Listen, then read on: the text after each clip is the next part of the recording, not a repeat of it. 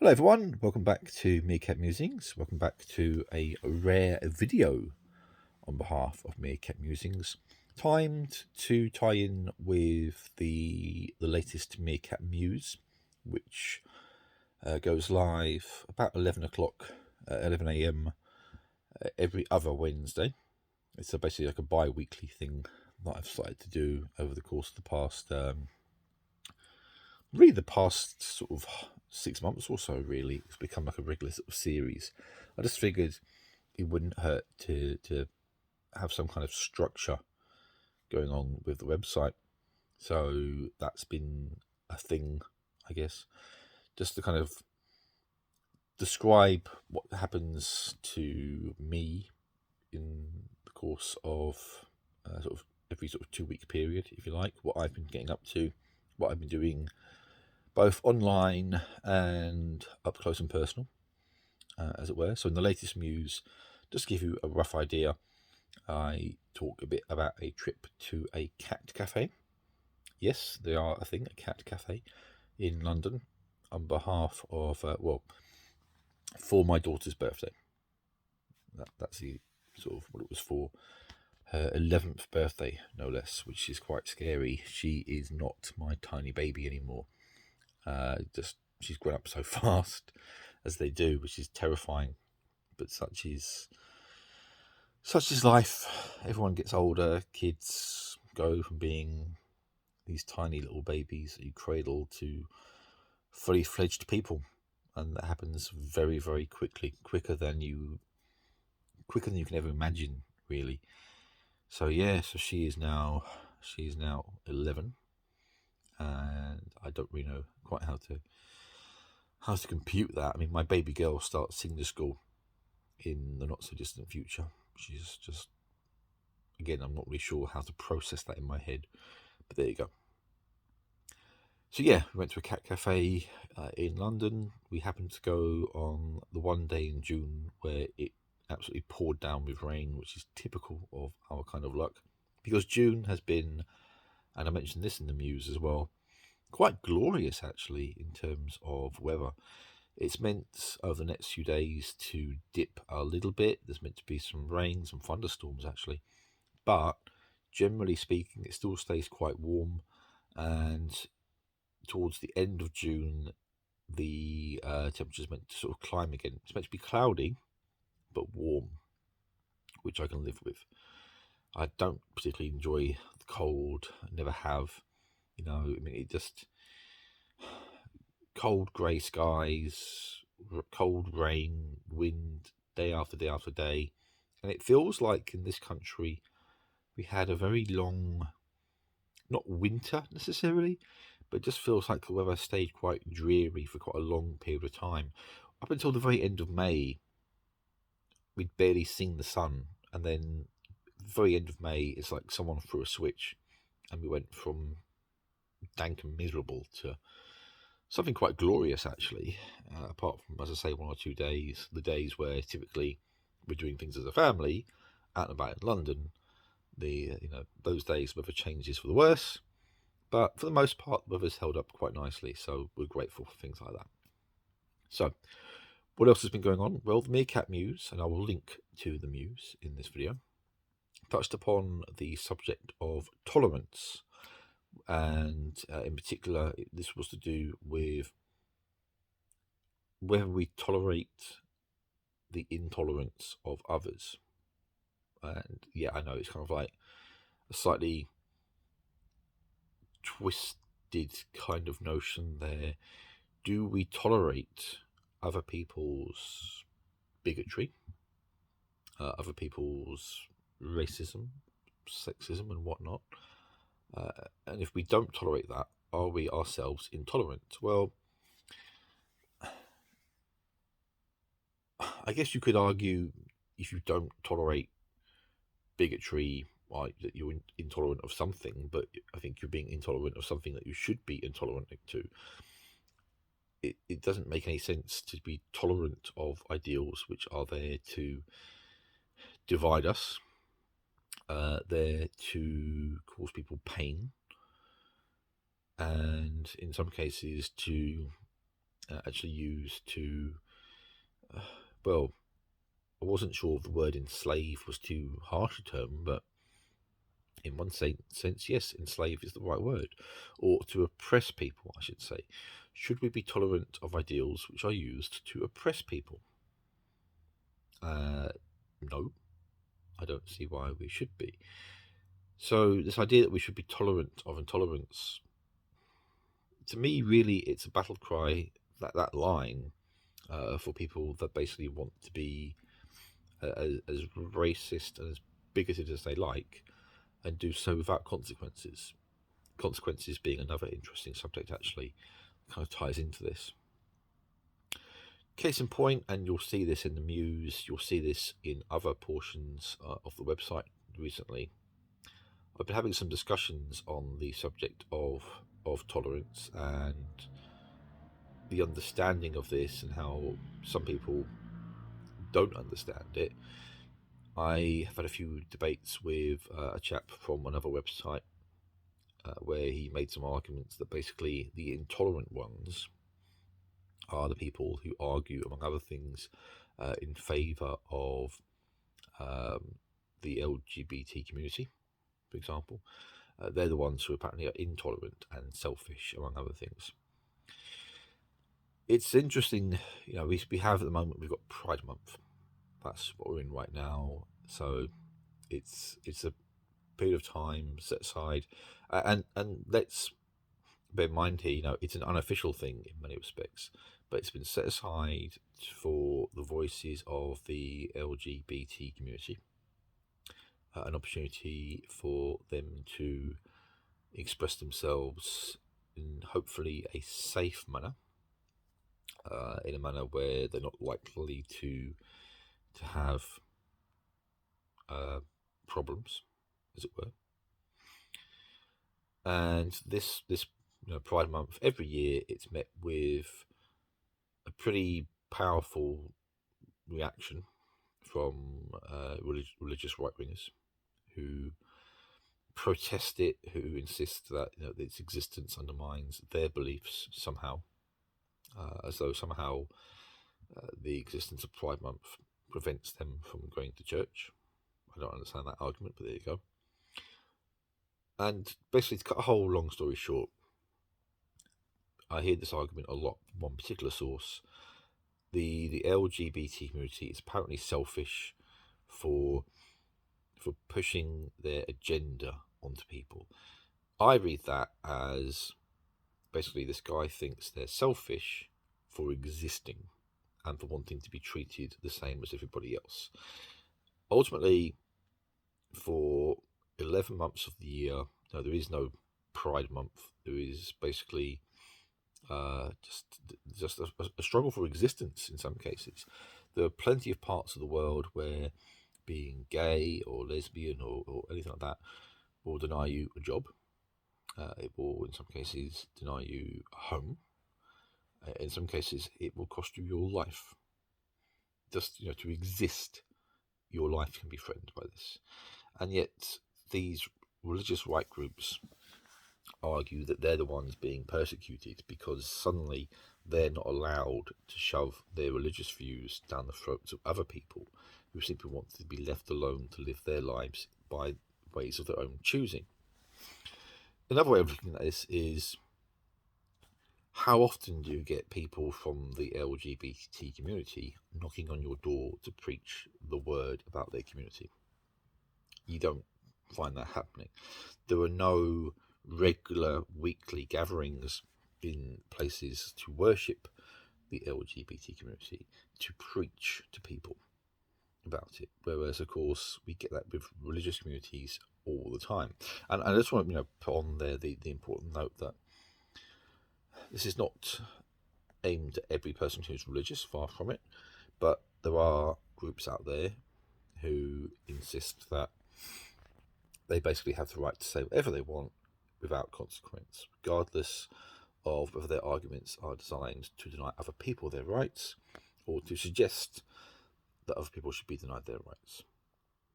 So basically, to sum up, the religious right, well, many elements of them, I should say, want to deny other people their rights, and basically oppress certain voices in society. And if these groups are not accepting of having their voices diminished or having their rights squashed, they're apparently the ones being selfish and intolerant. That's kind of the position in a nutshell there. Very odd position to take, but, well, have a look at what I've written, have a look at the arguments, decide for yourself. Have a look at what's been said, and decide for yourself what position you feel is more sensible, I guess. I mean, if you're someone who considers themselves to be of the conservative religious right, and you're watching this video, bear in mind, if you're a churchgoer, you can go to church regardless every single week, very comfortably, very happily, and you're usually surrounded by many, many like-minded people in a very big community, which has, to this day, still got a lot of influence over society.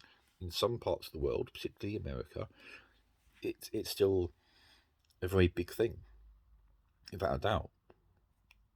And yet you're arguing that you're oppressed somehow. There are far more doors open to you than there are to other people. So, bear that in mind.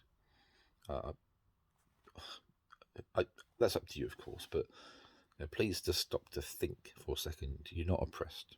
You're really not. Not by any stretch of the imagination. Moving on from that subject, actually, just to go back to it for a second, it all kind of started to do with Star Trek, an argument around, I'm not even sure what it was about sort of following people or not following people. I wasn't even sure what was going on really with it, but ultimately, should we tolerate people that want to be divisive? Well, just remember, they won't tolerate you. So, if you want to be tolerant of the bigots, the homophobes, the racists and the sexists, just remember they won't be tolerant of you. So what are you supposed to do? Ignore them? Let them have an untempered voice in society? Or challenge them?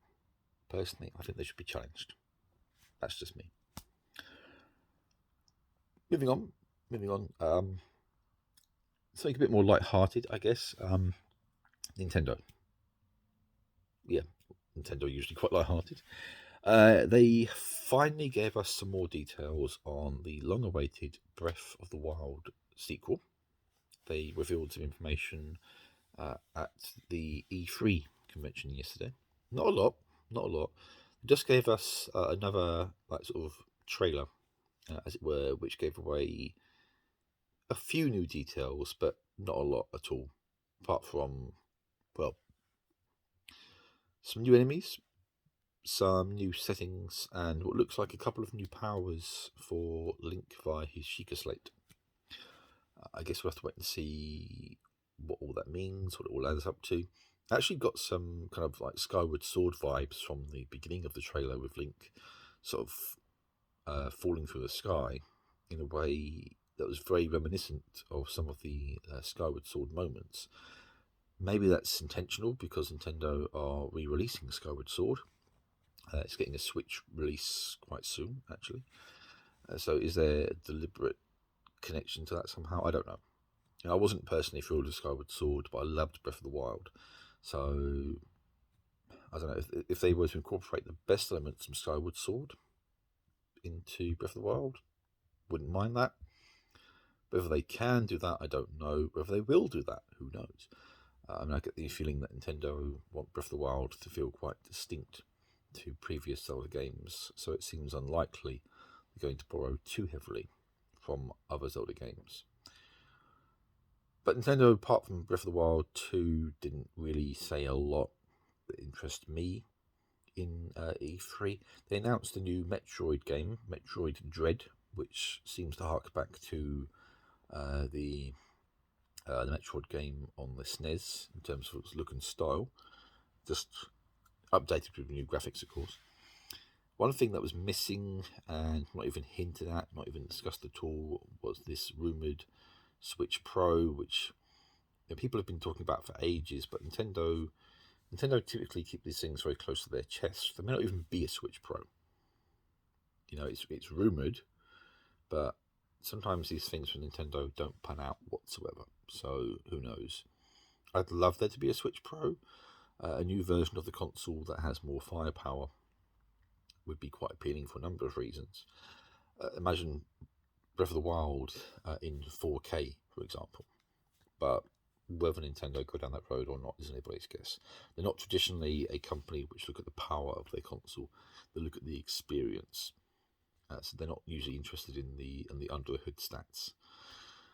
But they might decide to do that because the Switch turns 5 years old next year, as does Breath of the Wild actually.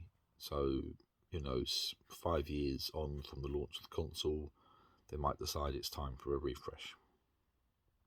I would love that, but as I say, it's Nintendo. They don't do things in a conventional way. They never have them. Anything else going on that I can talk about in the video? Hay fever. Not an exciting topic, but it's something which comes up in my latest Meerkat Muse because it's driving me mad. I have a constantly snuffly nose. My eyes are somewhat itchy. And it just drives me insane. I'm taking medication left, right, and centre. Doesn't really feel like it's working very well, unfortunately.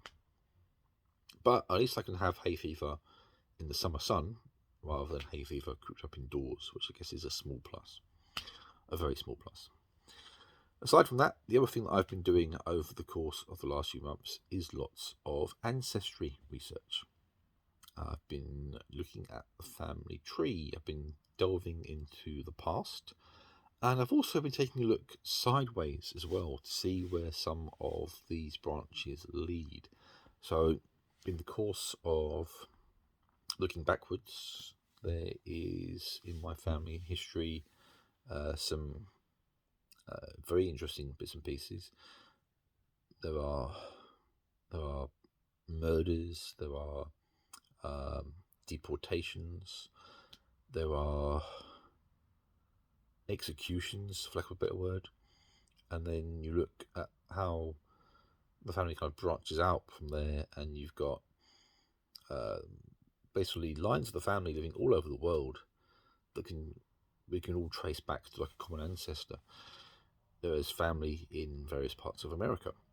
There's family in Australia and New Zealand, and it's fascinating stuff to see. I can't go into too much detail because I don't think it's my place to, but suffice to say, looking back upon the family history, it's amazing. It's absolutely amazing. It's uncovered details I didn't know, not by a long shot, and I keep wondering what's next to kind of find out because there's many things I haven't looked at yet on this family tree business, but it's fascinating stuff. Just as one, I guess, reveal, shall we say, there is a woman in the family tree called Jean Gordon who lived well. She lived up on the England-Scotland border, as did quite a few of my ancestors actually.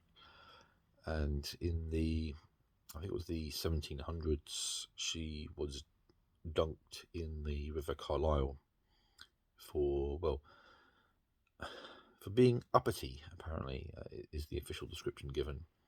I guess she maybe didn't know her place. I don't know, but she had a number of children, some of whom were sort of sadly killed. Others were exiled.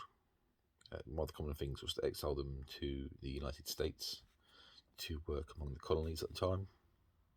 And she was apparently formidable, very vocal in a number of ways about her opinions about the society of the time, and that tendency cost her life. She was said to be extremely tall, over 6 foot tall, which explains a thing or two. There's a history in my family, particularly on my dad's side, of very tall women, and that could well be traced back to her, to Jean Gordon. Fascinating bit of history there. from my point of view at least, regarding my own sort of family history. That's it really. That's it for this video. I will try and get around to doing this more regularly. Will it happen? I don't know. I always say I'll do it more regularly and I don't. But I would like to try, if only because it's another string to the bow, isn't it? I keep doing podcasts. It'd be nice to do a few more videos, wouldn't it? You get to look at this gorgeous face. Okay, I can't really say it with a straight face. You know what I mean? Anyway, take care, everyone. Look after yourselves. Stay safe. And I'll talk to you again soon.